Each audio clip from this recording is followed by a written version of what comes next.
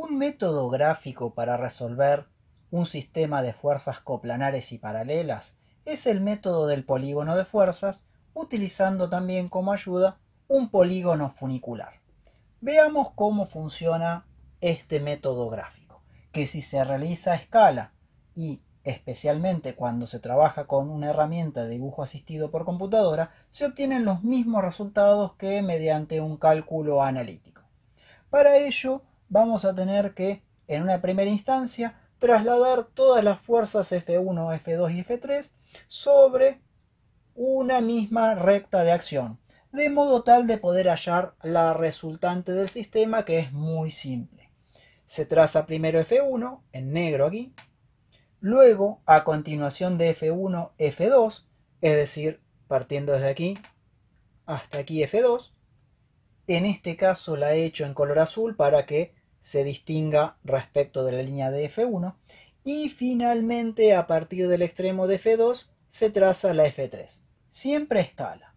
A los efectos de que el dibujo se entienda mejor, a F1, a F2 y a F3 las he dibujado con un leve desplazamiento vertical, pero en realidad las tres deberían estar superpuestas sobre una misma línea, que de otro modo no se podría distinguir claramente en la pizarra. Entonces tendríamos primero F1 hasta aquí, desde aquí hasta aquí F2, en sentido contrario, y finalmente desde aquí hasta aquí F3.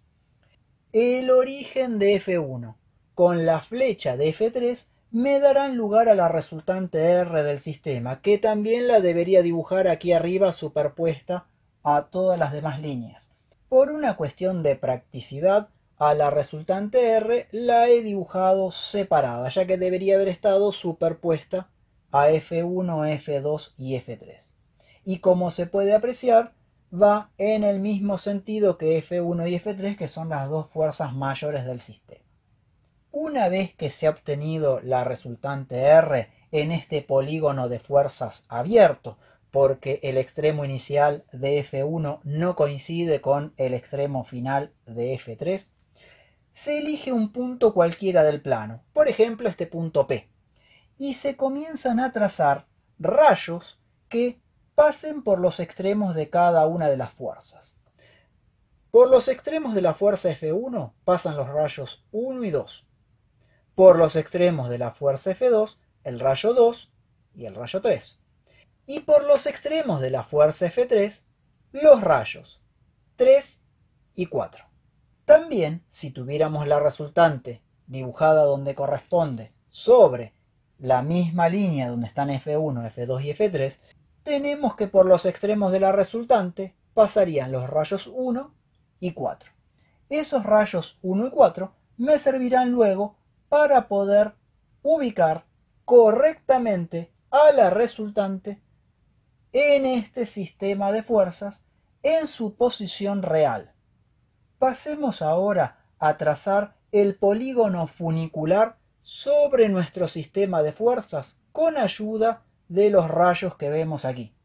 Por lo tanto, a la F1 la vamos a tener que conformar mediante dos rayos, porque si observamos, la F1 que está aquí podría ser la resultante de una fuerza que venga desde aquí hasta aquí y otra fuerza que vaya desde aquí hasta aquí. Entonces la F1 quedará definida por los rayos 1 y 2.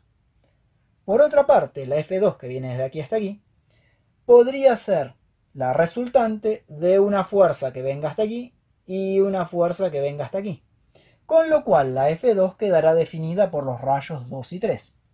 Análogamente podríamos hacer con F3, que sería la resultante de una fuerza que venga desde aquí hasta aquí y otra desde aquí hasta aquí, con lo cual los rayos 3 y 4 me definirán a F3.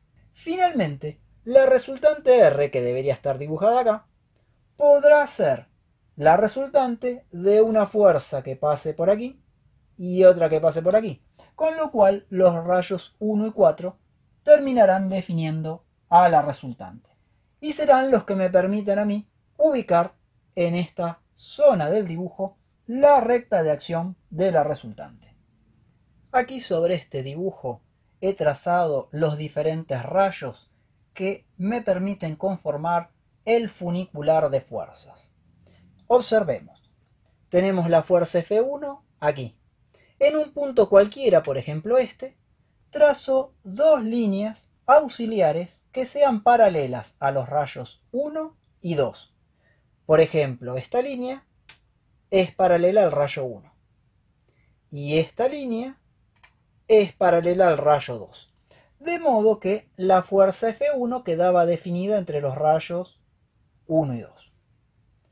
Ahora que tengo trazado el rayo 2, veo que la fuerza F2 está definida por dos rayos, 2 y 3.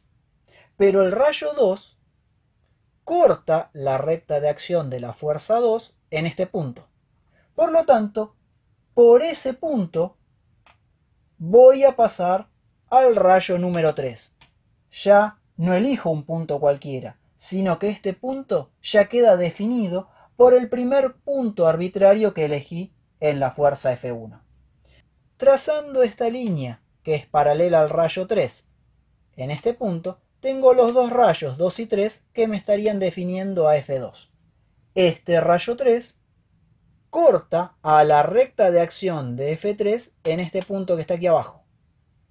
Y como la fuerza F3 está definida entre los rayos 3 y 4, el rayo 4 lo tendré que trazar justo por ahí. No tiene otra ubicación posible, ya que tengo que hacer que los dos rayos pasen por el mismo punto. Y este ya estaba definido por la posición del rayo 3. Teniendo el rayo 4 y el rayo 1, en su intersección, que es este punto, tenemos el lugar donde pasará la recta de acción de la resultante. Porque la resultante estaba definida entre los rayos 1 y 4. De esa manera, en el plano obtenemos la verdadera posición de la recta de acción de la resultante, cuyo módulo está dado por estas dimensiones. Y obviamente el sentido por la flecha en cuestión. Si este gráfico, con la ayuda de todas las líneas auxiliares, se realizara a escala y especialmente con una herramienta de dibujo asistido por computadora, obtendríamos, gracias a nuestro funicular de fuerzas y a nuestro polígono de fuerzas, la resultante en módulo, dirección y sentido correcto.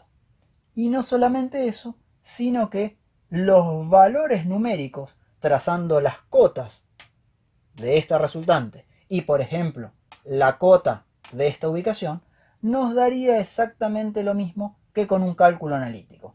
Para este ejemplo en particular, la distancia entre F3 y la resultante es de 56 centímetros y de 44 desde la F1, debido a que este mismo ejemplo se ha analizado en otro video.